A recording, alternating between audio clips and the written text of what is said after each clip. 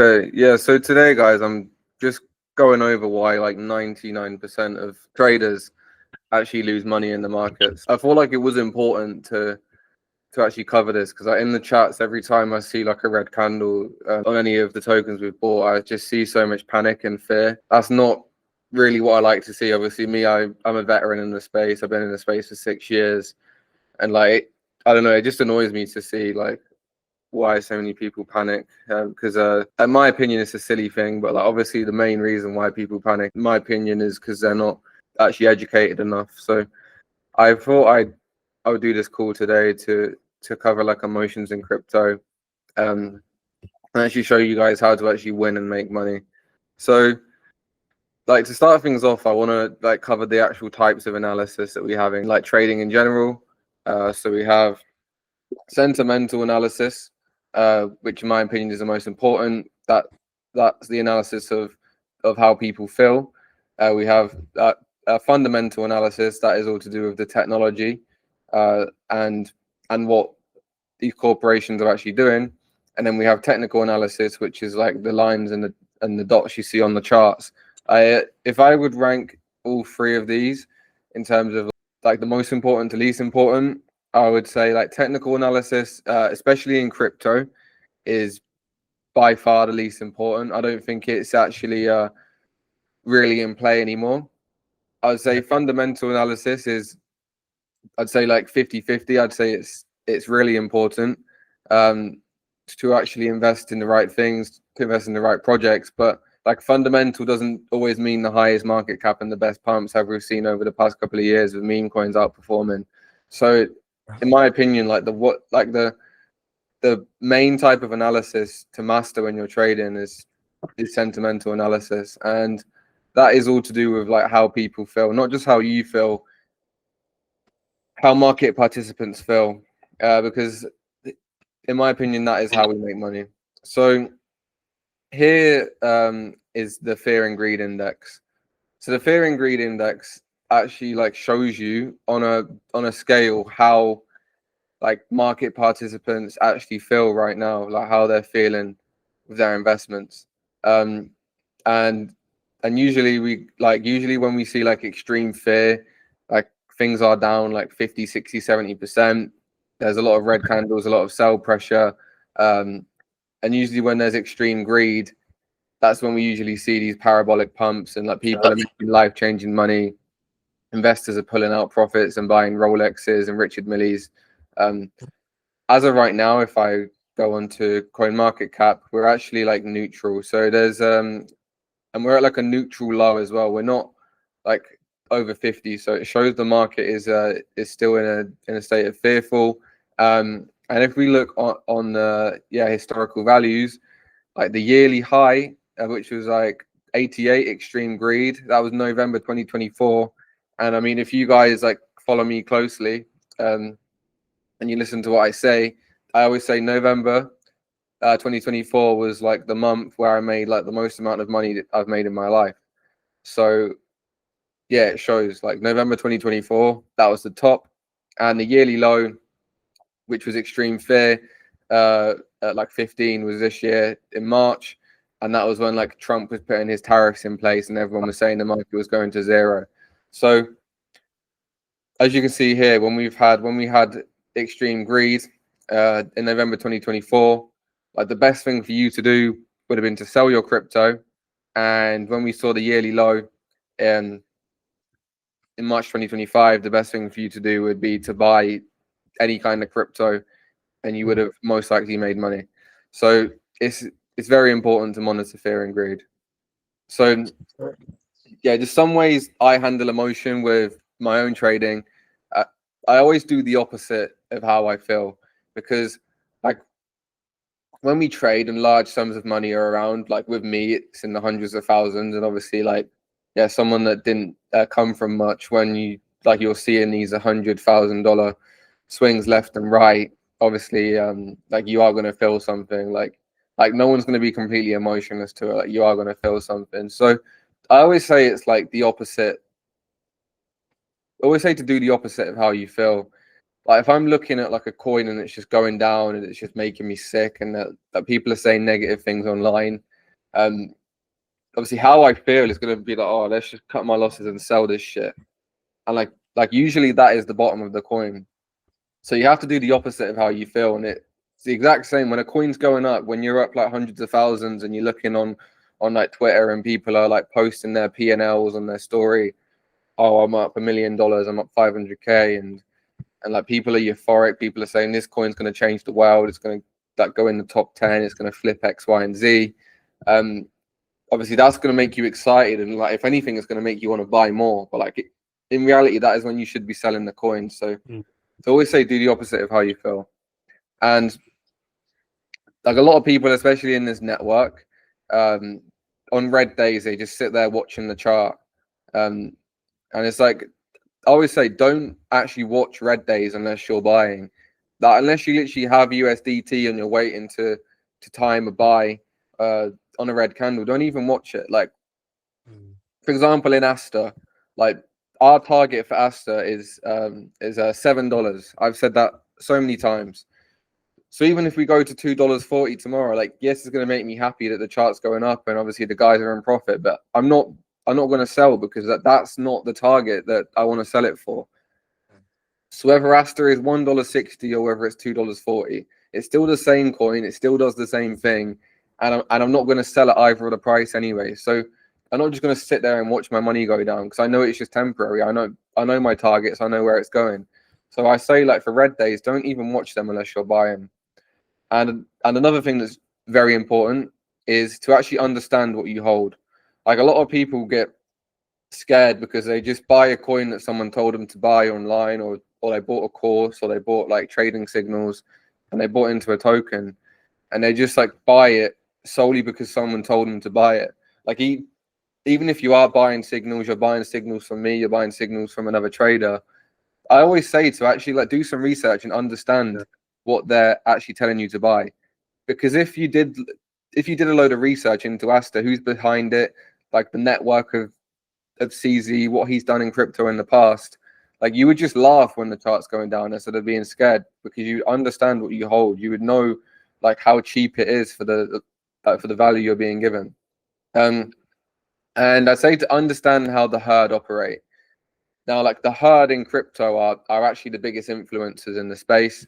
I don't know if they're paid to do like certain things, but they all operate in the worst way. And I can actually show you some examples later on in the call. Like when the chart that goes down, everyone in crypto says it's a scam. And when the chart's going up, it's like the best technology. It's going to be the cure to cancer or something like that. That is how people see these tokens. And obviously, they have large followings in crypto. Therefore, all the sheep follow them and their every move. So that's why, like the biggest influencers in crypto, the biggest top dogs in the space with all the followers, they are very emotional traders. Therefore, all their followers are the herd, as are the most famous people in crypto. So their followers are also going to be emotional traders. So FUD pretty much means people talking bad about a token, people saying a token's going to zero. In my opinion, that's bullish. If I see FUD on a token, I'm going to buy it. If I see people posting their P&Ls and top blasting millions of dollars on a coin that's already up 200% on the day, in my opinion, that's bearish. I like to do the opposite of what these guys are doing. That is how I've always made money. Of course, me, myself, I'm not perfect. I'm still working on this. I still do hold things for too long. Maybe I am still bullish. Maybe I do round trips and bags because obviously I can't always control my emotions myself, but that's something that I'm always working on. So like how to actually make money, right? This is like the line of how like bearish and bullish people are. This is max bullish at the top. XRP is the future, $50 a share. And obviously at the bottom is all the people like Ansem and these like famous traders who just post every day that crypto is going to zero. Like we want to be somewhere in between. You want to understand the bearish thesis. You want to obviously understand 4-year market cycles. Like things aren't going to be up only all the time. There are things that go wrong in the world. There are black swans. There's always going to be red candles. People are always going to take profit. But I'm also not on this side of the table. I'm not saying crypto to zero. Crypto has been been advancing, like from a technological standpoint, very well over the past few years. I've actually been like playing around. I've been like bridging some funds from Sol to BNB to ETH because I'm buying all these coins on multi chains, and I'm so impressed with how fast like the bridging process is from chain to chain now. Like as like back when I came into the space, you had to do it all through centralized exchanges. Now you don't have to do that at all. Like crypto is getting like more and more adopted around the world, and obviously anyone that's like saying it's going to zero and it's a scam, in my opinion, they're stupid. But like anyone that's saying XRP is going to be used by all the banks this year, I think is also stupid. You have to be somewhere in between. You have to be realistic. So here, guys, are just some perfect examples of times when like as people were very fearish in crypto, and obviously they were bitten for it. So this is the pump.fun chart. I'm invested in this token. Like the reason I bought it is because it is pretty much the casino. Like it's how you launch meme coins. Pump.fun is a tool on the Solana blockchain where you can go and launch a coin on Solana for $2. That is how meme coins actually came around. That's how they became a thing. They recently launched their token this year in the middle of summer, and obviously when it launched, it had a little pump, and then it began to come down because obviously people were airdropped, people got in like seed rounds, and they took profits. And like during this massive candle down, we went all the way from like 0.07, which it's actually at now, all the way down to like 0.002, which was like obviously here, and it was the bottom. And when this like correction happened, all of these guys on Twitter, all the crypto influencers, they were constantly saying pump to zero, pump to scam. The team, the people who launched the token have run away with all the money. And like the sentiment here, like people were literally acting like this was like Adolf Hitler. Like that's literally how they were talking. They were talking like Adolf Hitler launched the coin. And look what happened. It literally reversed the whole move, and it hit an all-time high because people literally like played on the sentiment. Like while all the holders, people that were buying all around here, they were fearful, they panic sold, they sold at a loss. Smart investors smelled the blood, they bought it up, and obviously Pump was still the same business, it was still the same token, people were still launching meme coins, they were still making revenue, the tech was advancing, and we came up and hit a new all-time high. And today it's actually been one of the biggest performers. It's looking like it's going to go for that all-time high again. And the people that smelt the blood, people that bought during the bad sentiment, they were the ones that made the most money. Here is the Bitcoin chart as well. We're at 116K today. This little section over here was the previous bull run. So a Bitcoin hit an all-time high, $69,000 here. Shortly after, we started going into a pretty bad market in terms of like stocks. There was a lot of inflation around the world, and this actually caused two big companies in crypto to completely capitulate. One was FTX, and one was Luna. And like during this collapse, the sentiment around crypto was the worst I've ever seen. People were saying it would never ever recover ever again because of these reasons. So this caused Bitcoin to go down from 69,000 USD all the way to under 20,000, which is when FTX collapsed around here in 2023. From then onwards, we literally have done almost a 16,000 all the way to 116,000. So people have made like life-changing money just from buying fear around Bitcoin. And Bitcoin is literally going to change the world. Everybody knew that at the time, but people were so fearful here because the sentiment was so bad. The fear and greed was literally max fear. It went all the way down here. And again, who made the most money from trading Bitcoin? It's the people that played on the emotion and they took the risk here. Like when the sentiment was very low, they are the ones again who made the most money. People who played on other people's emotions. And then here is a coin that we're actually invested in. This is XPL. like Plasma, right? Plasma is probably some of the best technology and one of the best businesses I've seen birth in crypto. It started doing very well over the last week. Every single person on social media, when it was up here, when it was 160, this is the greatest invention in crypto. Today, as I'm looking on X myself, you guys can see it for yourself. People are saying the team is selling, blah, blah, blah. Pretty fucking embarrassing from the Plasma team. People are just saying they're selling tokens. And obviously the same people that are saying this are the same people that were saying it's the best technology we've seen in crypto a few days ago. So it's gone from this is the greatest invention in crypto to this is a complete scam, just because like some people sold, which is obviously healthy for a chart that's pumped that much in a week, and the price went down a bit.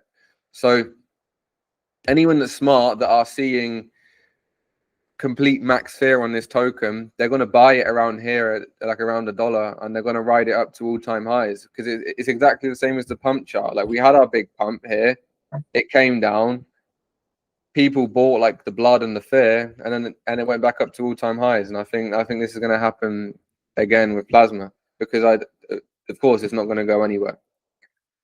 And like the biggest thesis that for you guys to come away with is that 99% of traders lose because they're fearful, and the 1% are fearful when others are greedy, and they're greedy when others are fearful. If you can't hold, you will not be rich. Like nothing goes up in a straight line. There will always be shakeouts on charts. Like you're not going to just come in and be rich one day. Like the markets are going to test you. They've tested us a lot this cycle for the past few years, and I do think we are finally going into easy mode. Obviously, fingers crossed. But yeah, I just wanted to make this video and to obviously show you guys like crypto is not like a straight line, and obviously actually understanding emotions, other people's emotions, that is how you win in this space. And yeah, if anyone has any questions, if anyone has anything to say, yeah, you can fire them away now. Yo, that was a sick presentation. No, for real, because for me, like I can't sit and watch something for like an extended period of time. I was just watching the whole thing and just listening to everything. That's it. I need to join more of these. Yeah, man, for sure. Like they're usually really busy every week. It's just yeah, people have asked me to record this one because everyone's out right now. But yeah, these our weekly calls are usually fire. Yeah. Yeah, that was good, Brandon. I mean, I've been in like 5-6 years as well, and I was sat here watching it attentively as well. So really well done, mate. To be fair. But yeah, Gav, James, any questions at all? As long as you understand it, that's the important thing. Yeah, that's really like for me, like I don't really have much experience with crypto, and like you explained in a way where like it makes sense to someone like even me. So yeah, that's good.